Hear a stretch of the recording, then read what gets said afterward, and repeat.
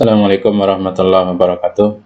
Pada kesempatan kali ini saya akan memberikan tutorial atau cara pengelolaan setting kelas atau paralel dan setting nama pembayaran pada aplikasi AKS Makom.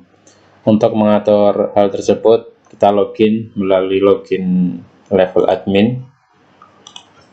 Masuk ke admin. Kemudian menu pengaturan sebelah kiri, di sini ada pengaturan kelas. Nah, pengaturan kelas ini defaultnya yang bawaan dari aplikasi adalah abjad. Meskipun demikian, untuk penamaan paralel di sini sebenarnya custom, kita terserah bisa berupa abjad, huruf, angka ataupun nama. Misalnya nama pahlawan atau sebagainya. Nah, adapun yang bisa diubah adalah hanya paralel di sini. Untuk jenjang atau tingkat di sini ini adalah default, tidak bisa kita ubah.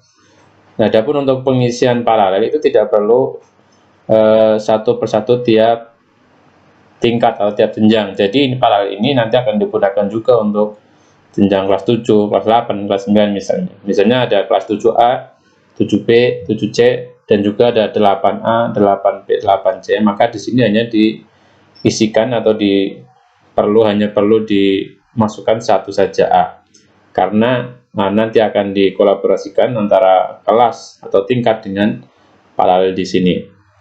Nah, ini apabila ada kelas-kelas yang tidak terpakai bisa kita hapus ataupun kita nonaktifkan. Kita nonaktifkan misalnya pada tahun pelajaran tertentu ada kelasnya, namun pada tahun pelajaran tertentu lagi itu sudah tidak diaktifkan, bisa kita nonaktifkan. Nah, seperti ini untuk pengelolaan kelas dan paralel. Nah, ini custom, misalnya untuk SMK, jenjang SMK bisa juga paralel di sini, misalnya jurusan, misalnya TKJ 1, TKJ 2, atau jurusan apa 1, 2, nggak masalah. Nah, ini untuk pengaturan paralel. Untuk menambah bisa kita tambah juga di sini. Ini contoh aja pengisian, misalnya TKJ 1 untuk SMK misalnya, atau untuk SMA bisa IPA 1 atau IPA 2. Hanya seperti ini untuk pengaturan kelas, jadi yang diatur hanya paralel saja dan tidak perlu kita mengelola kelas, karena kelas ini adalah bawaan dari aplikasi pada tiap-tiap jenjangnya. Ini kita hapus saja. Nah, adapun untuk setelah kita mengelola kelas atau paralel, settingan selanjutnya yang kita set atau kita atur adalah nama-nama pembayaran, yaitu dari pengaturan kemudian nama pembayaran. Nama pembayaran ini diatur setiap tahunnya, jadi antar tahun itu bisa berbeda-beda. Misalnya tahun pelajaran yang lalu hanya ada 3, tahun pelajaran ini ada 4, itu boleh saja. Dan nama-nama pembayaran ini bisa hingga 20 jenis pembayaran, yaitu dengan dibedakan dengan kode. Nanti kodenya adalah berupa huruf A hingga huruf T. Misalnya kita coba rekam nama pembayaran yang pertama, misalnya tanggungan tahun lalu. Kita pilih kodenya adalah A.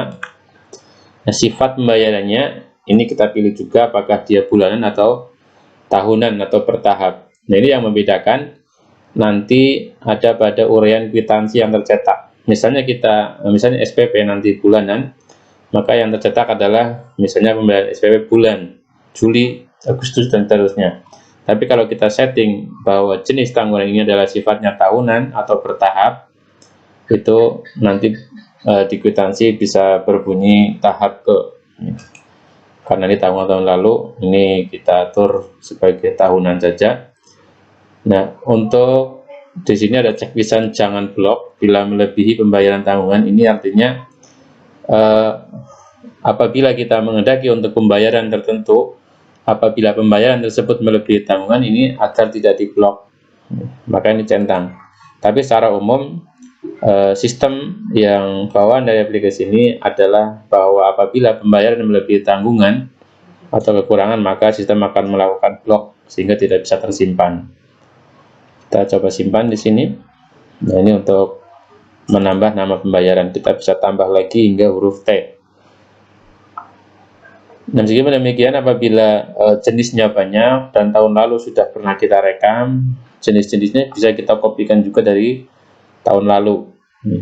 Ini kita coba copy. Nah, ini adalah nama-nama pembayaran di tahun lalu, bisa kita copy. Misalnya yang tadi sudah A sudah kita rekam, yang B dengan melakukan checklist, kemudian copy data terpilih atau melalui copy di sebelah kanan juga bisa. Kita klik copy. Nah, ini. Jadi pada setiap tahun kita selalu set nama-nama pembayaran pada aplikasi ini. Nah, ini juga bisa kita edit. Misalnya ternyata namanya salah, bisa kita edit namanya, misalnya apa, edit. Nah, ini bisa kita edit ataupun juga bisa kita hapus.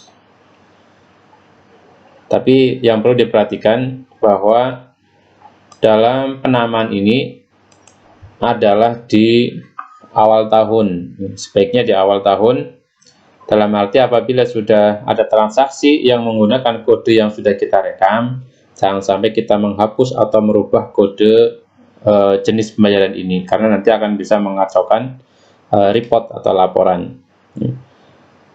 Meskipun demikian, bukan berarti di tengah tahun kita tidak boleh menambah jenis pembayaran, tidak. Tapi kita misalnya di awal tahun kita ada 2 jenis pembayaran. Nah, kemudian di tengah tahun ternyata ada tanggungan baru. Misalnya ini dari Juli, tahun pelajaran baru, ada 2 misalnya.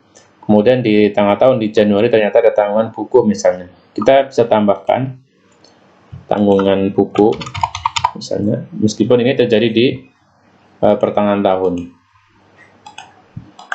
Nah, setelah merubah ini, tentunya tanggungan anak itu juga berubah. Nah, nanti pengaturannya melalui pengaturan siswa dan tanggungan. Nah, tapi ini harus direkam terlebih dahulu sebelum mengatur siswa dan tanggungan. Nah, demikian untuk pengaturan kelas paralel dan juga pengaturan nama-nama pembayaran yang di-set ini pada awal tahun. Jadi sebelum menggunakan kita atur dulu kelas paralel yang ada dan nama-nama pembayaran yang akan digunakan pada tahun pelajaran berjalan. Demikian, semoga bermanfaat. Assalamualaikum warahmatullahi wabarakatuh.